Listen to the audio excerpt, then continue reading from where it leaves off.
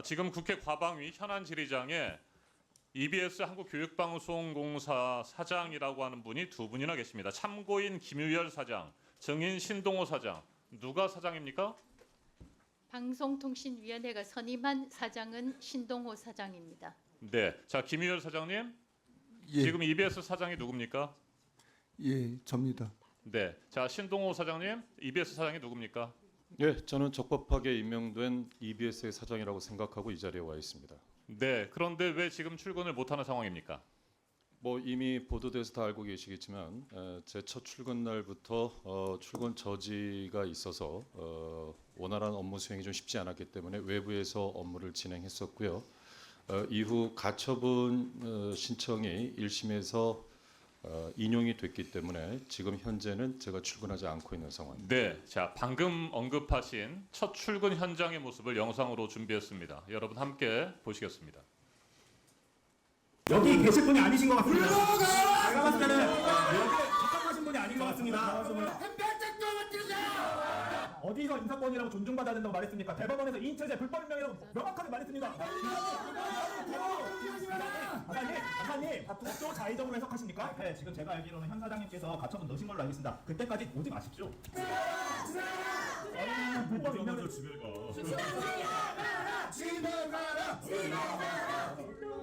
네, 자, 지금 맨 마지막 화면을 좀 정지시켜 주시고요. 네, 제가 질문하는 동안에 그 영상을 좀 다시 한번 소리 없이 틀어주셔도 좋을 것 같습니다. 맨 마지막 화면 여러분 기억하실지 모르겠습니다. 웃으면서 팔짱을 끼고 있는 모습이었습니다. 저는 뉴스를 보면서 깜짝 놀랐습니다. 그러면서 하나의 사자성어가 떠올랐습니다. 의기양양. 그래서 제가 그 사전을 좀 찾아보니까 뜻한 바를 이루어 만족한 마음이 얼굴에 나타난 모양. 그런 심정이셨습니까? 제가 첫 출근 당시에 노조에서 출근 저지를 했었던 때 제가 했던 첫 번째 멘트는 이거였습니다. 우리 대화 좀 합시다였습니다. 저는 불필요한 오해와 잘못된 왜곡된 내용에 대해서 대화를 하고 싶어서 대화를 하자라는 게 제 첫 마디였고 시종일관 저는 그런 태도로 출근 저지 때마다 발언을 해왔습니다. 네, 그렇습니까? 됐습니까? 네. 됐고요. 다시 한번 이 장면 한번 틀어주십시오. 맨 마지막 부분에. 네, 웃으면서 팔짱을 끼고 있는 모습이 그렇게 직원들과 적극적으로 대화를 하려고 하는 그런 마음이었는지 저는 궁금하고요. 제가 이때 화면을 보면서 EBS 직원들이 아무리 떠들고 출근을 방해해도 나는 EBS 사장이다 뭐 이런 심정이 아니었을까라고 생각을 했었습니다. 자, 김유열 사장님. 예, 중대한 위법이 있다면서 신임 사장에 대한 임명 집행정지 가처분 신청과 임명처분 무효 확인 본안 소송을 제기하셨군요. 예. 왜 중대한 위법이 있다고 판단하셨습니까?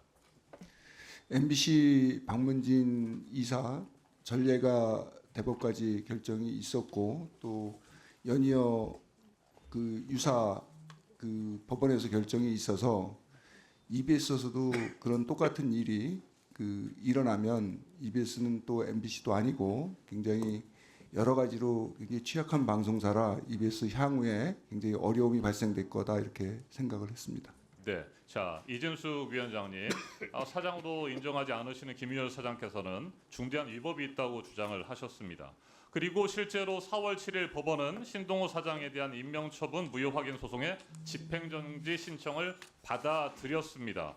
그런데 바로 또 항고를 제기하셨군요. 자, 2인 체제 위법성에 대해서 문화방송 대주주인 박문진 이사 등 6명에 대해서도 대법원은 3월 13일에 확정 판결을 내렸습니다. 방통 2인 체제 의결의 문제점을 지적했고 헌법재판소도 방통 2인 체제 위험성에 대해서 계속해서 지적했고 그럼에도 불구하고 이 인사를 밀어붙인 이유가 뭡니까?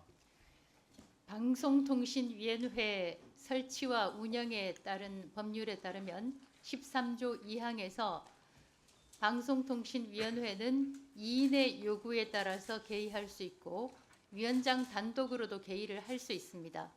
언급하신 헌법재판소의 판결은 2인 체제에 의한 결정이 있었지만 기각이 됐습니다. 네, 좋습니다. 자, 이진숙 위원장의 얘기를 들어보면 도대체 민주공화국 대한민국의 방송과 통신을 책임지는 사람으로서 헌정 질서와 또 법 질서에 대해서 제대로 된 생각을 가진 분이신가 저는 의문이 들지 않을 수가 없습니다.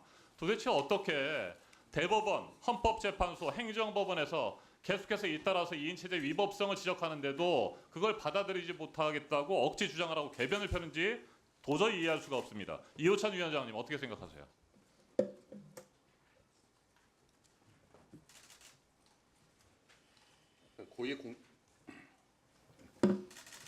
네, 시간을 좀 멈춰 주시고 네, 준비되면 네, 말씀 시작해 주시죠. 우리 사회의 사법 질서를 존중해야 하는 마땅히 고위공직자로서 옳지 않은 태도라고 생각하고요.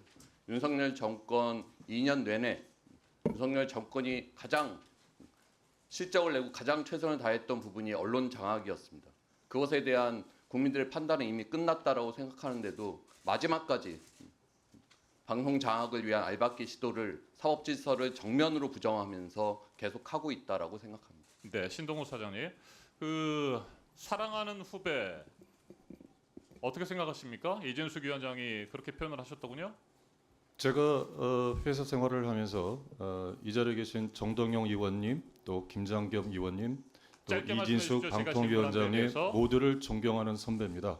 또 그분들이 과히 저를 그렇게 나쁘게 보지 않았다고 생각하고요. 네, 자, 제가 됐습니다. 28년 가까운 자, 회사 생활을 멈추세요. 하면서 네, 그릇되지 멈추시죠. 않게 살았다는 됐습니다. 뜻이라고 생각합니다. 네, 자, 교육은 정치에 휘둘리지 않아야 된다는 거 인정하십니까? 인정합니다. 네, 그래서 교육방송은 정치적 중립성을 갖춰야 되겠죠.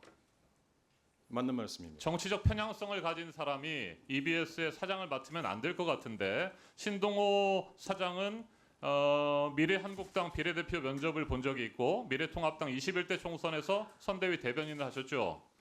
네, 정치적 편향성이 있는 인사다라고 하는 비판이 있습니다.